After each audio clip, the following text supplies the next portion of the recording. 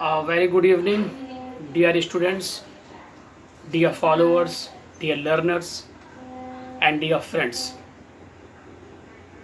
Me, Mohammad Yasin Baksh from Dialect English Lectures, just coming back again to upload a new video about the topic or play The Merchant of Venice. And in today's video, we will discuss about an important question of the play. Most of the time in last sessions, this question appears in board final examinations. The question is that discuss the trial scene or the court scene of the play and what is the Portia's role in this trial scene. प्रिय छात्रों, प्रिय मित्रों, साथियों और दोस्तों, मैं मोहम्मद यासीन बख्श पुनः आपके समक्ष उपस्थित हुआ हूँ एक नए विषय को लेकर, एक नए वीडियो को लेकर, जिसमें हम और आप बात करेंगे एक नए प्रश्न पर। और ये प्रश्न है सुविख्यात विलियम शेक्सपियर के द्वारा रचित प्ले नाटक का, जिसका नाम है द मर्चेंट ऑफ वेनिस, और जिस क्वेश्चन पर आज हम और आप विचार और विमर्श करेंगे, जिस पर हम और आप अपनी बातचीत रखेंगे, जिस पर विचार रखे जाएंगे, वो प्रश्न है कि कोर्ट का जो ट्रायल सीन था वो उसको डिस्कस करिए, उस पर अपने विचार रखिए, उस पर अपनी राय और अपने मत रखिए, और इस कोर्ट के जो ट्रायल सीन में पोर्शिया का क्या किरदार रहा है, पोर्शिया का क्या रोल रहा है, उस पर भी अपनी राय रखिए। तो जैसा कि आप सभी जानते हैं कि डायलेक्ट इंग्लिश लेक्चर्स, ये जो चैनल आपको जो भी अंग्रेज़ी का ज्ञान उपलब्ध कराता है, अभी हम लोग फर्स्ट पेपर पर ही डिस्कशन कर रहे हैं। बहुत जल्दी हम लोग डायलेक्ट इंग्लिश लेक्चर्स पर सेकंड पेपर यानी इंग्लिश लैंग्वेज ग्रामर सेक्शन जो पार्ट है हमारा इंग्लिश सेकंड पेपर का, उसके भी वीडियोस जो हैं वो अपलोड होंगे। और सब्जेक्टिव वाइज और टॉपिक वाइज हम लोग जो हैं वो क्लास वाइज टॉपिक का डिस्कशन सेकंड पेपर का भी इस पर करेंगे। जिन साथियों ने और जिन छात्रों ने अभी तक चैनल को सब्सक्राइब नहीं किया है, उनसे अनुरोध है कि वो चैनल को ज़्यादा से ज़्यादा सब्सक्राइब करके बेल आइकन का बटन दबा दें और चैनल को ज़्यादा से ज़्यादा शेयर करें। तो आइए बात करते हैं, जैसा कि हर वीडियो में रहता है कि हम लोग स्टार्टिंग में इंग्लिश टू इंग्लिश क्वेश्चन को और आंसर को डिस्कस करेंगे और उसके बाद उसको हिंदी में विस्तार से समझने का प्रयास करेंगे, ताकि राइटिंग के लिए आपके पास एक कलेक्टिव मैटर रहना चाहिए इंग्लिश टू इंग्लिश, और समझने के लिए ये ही वीडियो आपको हिंदी में भी उपलब्ध कराया जाएगा, जैसा कि अन्य वीडियो अब तक उपलब्ध कराए जाते रहे हैं चैनल के माध्यम से। चैनल का नाम जैसा कि आप जानते हैं dialect English lectures. As we see that the trial scene in The Merchant of Venice is the heart of the play, and it is here that the action of the play reaches to its climax in this scene. It is here that all the leading characters of the play just seem all the developing and moving and of each and every character just involve in it. At last we see that the scene is full of tension and suspense as Antonio is reduced his health due to mental struggle, and Portia, Bassanio and Gratiano is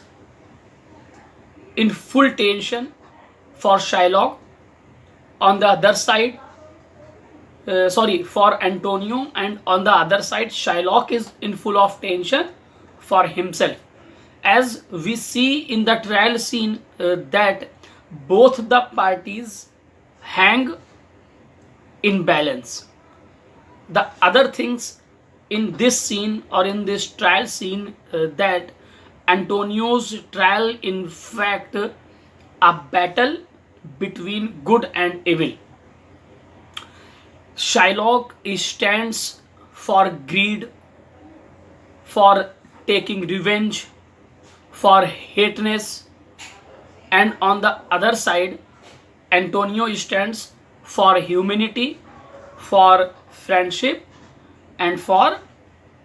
goodness. As the trial scene moves on, Portia is undoubtedly an intelligent and a witty. She appears in the court as she first appeals to Shylock to change his mindset towards Antonio. It's the confidence of Portia that she appears being disguised as a lawyer in the court before Duke and proceed the case in favor of Antonio. First, Portia appeals to Shylock to change his mindset, to change his views or ideas, and to pardon or excuse Antonio, and just to take some cash amount, or 2 times or 3 times or 4 times, to stop the case, to dismiss the case. But as Shylock remains unchanged, Portia applies the legal weapons, and after that she claims that Shylock has violated the law of Venice by conspiring against Antonio's life by signing a bond to him, and he got it. She announces that Shylock will get justice and nothing else, and at last she wins the case against as well as in favor of Antonio when she gives permission to Shylock to cut off exactly 1 pound of flesh from his body near his heart. But there is another announcement or a notice to Shylock without shedding a single drop of blood from Antonio's body, because shedding the blood is not mentioned or written in the bond.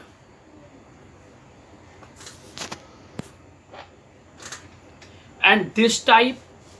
and thus Portia gives the real judgment to Shylock, or of which judgment he deserves. Thus, in the trial scene or in the court scene, we find that how Shylock, a greedy fellow, is self-trapped or trapped in his plan or conspiracy, and justice is done in favor of Antonio at last in the scene or play. And this scene just reaches its to climax, and after few moments the play ends. प्रिय छात्रों और साथियों, जैसा कि अभी हमने और आपने इंग्लिश टू इंग्लिश अपने विचार डायलेक्ट इंग्लिश लेक्चर्स चैनल पर रखे, अपने मत रखे, आइए समझते हैं इस ट्रायल सीन को हिंदी में कि आखिर ये ट्रायल सीन था क्या। ट्रायल सीन और कोर्ट सीन, जैसा कि हम जानते हैं कि ये वास्तव में इस पूरे मर्चेंट ऑफ वेनिस प्ले का जो है मुख्य पार्ट है, यानी इसको हार्ट कहा गया है, इसको इसका हृदय कहा गया है, यानी ये जो है वो सेंट्रल पार्ट है, सेंट्रल जो है वो एक केंद्र बिंदु रहा है इस पूरे प्ले मर्चेंट ऑफ वेनिस का। और ये एक ऐसा सीन रहा है जिसमें हम देखते हैं कि जो मर्चेंट ऑफ वेनिस के मुख्य किरदार हैं उनका इन्वॉल्वमेंट, यानी प्रत्येक मुख्य किरदार का इन्वॉल्वमेंट, उसका कहीं ना कहीं जो एक योगदान है और उसका अपीयरेंस है वो इस पूरे सीन में नज़र आता है। जैसा कि हम देखते हैं कि सभी लोग ग्रेशेनियो, बेसेनियो, एंटोनियो और पोर्शिया, न्यारेसा और शाइलॉक, ड्यूक, जो मुख्य और बड़े किरदार हैं वो कहीं ना कहीं इस ट्रायल सीन में नज़र आते हैं। हम देखते हैं कि ये जो ट्रायल सीन है वास्तव में यही ट्रायल सीन जो है वो इस प्ले को इसके अंतिम पड़ाव तक यानी अंत तक ले जाता है। और इस ट्रायल सीन के कुछ ही समय के बाद जो मर्चेंट ऑफ वेनिस ये प्ले है ये स्टेज पर समाप्त होता है और किरदार अपनी अपनी भूमिका निभा चुके होते हैं। हम देखते हैं कि पूरा सीन कोर्ट का जो एक एटमॉस्फेयर है, जो एक रूपरेखा तैयार की गई है विलियम शेक्सपियर के द्वारा, वो बहुत शानदार तरीके से तैयार की गई है। और कोर्ट का जो ट्रायल सीन होता है वास्तव में वो बड़ा टेंशन क्रिएट करने वाला, कहीं ना कहीं जो है वो लोगों को कष्ट और दुख देने वाला एक ऐसा सीन है जहाँ पर एंटोनियो परेशान नज़र आता है स्वयं के लिए, और जहाँ पर पोर्शिया, ग्रेशेनियो और बेसेनियो एंटोनियो के लिए परेशान है, वहीं शाइलॉक खुद के लिए परेशान है। हम ये देखते हैं कि एंटोनियो जो है वो दोस्ती के लिए, वो करुणा के लिए, वो अच्छाई के लिए इस पूरे ट्रायल सीन में लड़ रहा है एक लड़ाई, और वहीं दूसरी तरफ हम देखते हैं कि शाइलॉक जो है वो लालच के लिए और जो है वो कहीं ना कहीं नफ़रत को पूरा करने के लिए और कहीं ना कहीं बदले की भावना को पूरा करने के लिए इस ट्रायल सीन में नज़र आता है। यानी उसकी जो लड़ाई है वो बदला और नफ़रत को पूर्ण करने की है। हम देखते हैं दूसरी तरफ के जो पोर्शिया का किरदार इस ट्रायल सीन में हमें नज़र आता है, वो पोर्शिया का किरदार ये रहा है कि बेशक इसमें कोई संदेह नहीं है कि पोर्शिया जो है वो बहुत ही इंटेलिजेंट जो है वो किरदार रहा है। उसने अपनी जो इंटेलेक्चुअल पावर थी उसका पूरी तरीके से यहाँ पर योगदान दिया है और उसको दर्शाया है बहुत अच्छे प्रकार से। और पोर्शिया ने पूरी होशबंदी के साथ जो है वो अपने किरदार को सजाया है और निभाया है। विलियम शेक्सपियर ने जिस प्रकार से पोर्शिया के किरदार को सजाया अपने कलम से और अपने शब्दों से, वो बहुत अच्छी तरीके से, बहुत साफ तरीके से नज़र आता है, बखूबी दिखता है। विलियम शेक्सपियर की जो कामयाबी है, विलियम शेक्सपियर का जो अपना एक अंदाज़ है, जैसा कि उनके तमाम दूसरे नाटकों में उनका एक खूबसूरत अंदाज़ है, उनकी अपनी एक कलमकारी है, और वो कलमकारी विलियम शेक्सपियर की यहाँ भी नज़र आती है। और इसके साथ साथ हम ये देखते हैं कि जब पोर्शिया का अपीयरेंस होता है, पोर्शिया जब ड्यूक के दरबार में, जब कोर्ट में हाजिर होती है, तो वो पहले तो परमिशन लेती है ड्यूक से कि वो एंटोनियो के फेवर में मुकदमे की पैरवी करना चाहती है। इसके साथ साथ वो जैसे ही उसको परमिशन मिलती है तो पोर्शिया पहले जो है वो शाइलॉक से अपील करती है, उससे प्रार्थना करती है कि शाइलॉक जो है वो वास्तव में उसको दया करनी चाहिए और दया श्रेष्ठ है। जैसा कि हम लोगों ने इससे पहले के क्वेश्चन में डिस्कस किया है पोर्शिया की स्पीच, और वो पोर्शिया की स्पीच पूरी दया के बारे में। ये तमाम बातें पोर्शिया जब शाइलॉक को समझाने का प्रयास करती है,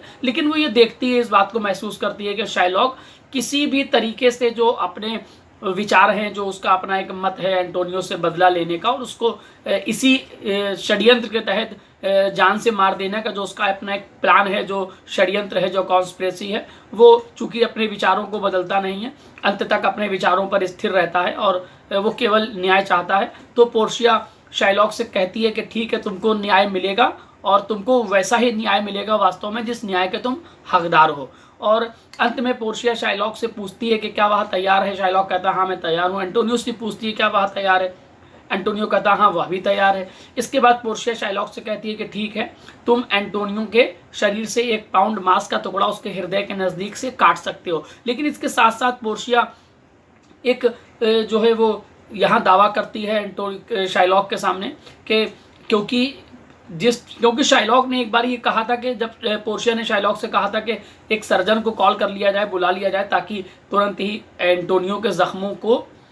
उस पर मरहम पट्टी की जा सके और उसका इलाज किया जा सके ताकि उसके जीवन को बचाया जा सके। तो शाइलॉक वहाँ पर पोर्शिया को जवाब देता है कि डॉक्टर को या सर्जन को बुलाने की बात जो है वो बॉन्ड में कहीं अंकित नहीं है। और यहाँ पर आज पोर्शिया ने उसका बदला लिया था शाइलॉक से। इस ट्रायल सीन में, इस कोर्ट सीन में पोर्शिया ने बदला इस प्रकार से लिया था कि जब उसने शाइलॉक को ये परमिशन दी थी कि वो जा सकता है एंटोनियो के शरीर से मांस का एक टुकड़ा काटने के लिए उसके हृदय के नज़दीक से, लेकिन क्योंकि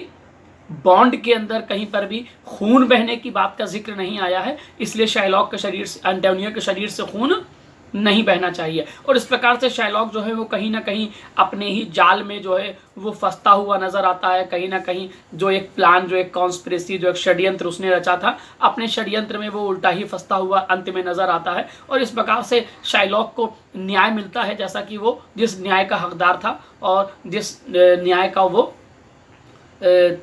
जैसा न्याय उसको मिलना चाहिए था। इसके साथ साथ जो है वो पोर्शिया ड्यूक के सामने ये जाहिर करती है कि शाइलॉक ने वास्तव में जो है वो वेनिस शहर का जो लॉ है, जो नियम है, जो कानून है, उसकी अवहेलना की है, उसको तोड़ा है और उसको तोड़ने का एक भरसक प्रयास किया है, यानी एक ऐसा अपराध किया है जिसकी माफ़ी नहीं है और जिसकी माफ़ी होनी भी नहीं चाहिए। और क्योंकि शाइलॉक ने एक क्रिश्चियन को, वेनिस शहर के निवासी को, वहाँ के सिटीजन को एक षड्यंत्र के तहत, जो कि शाइलॉक एक बाहरी है, विदेशी है, और उसको मारने का प्रयास किया है। और इस प्रकार से अंत में हम ये पाते हैं कि पोर्शिया की समझदारी, उसकी चतुराई से और उसके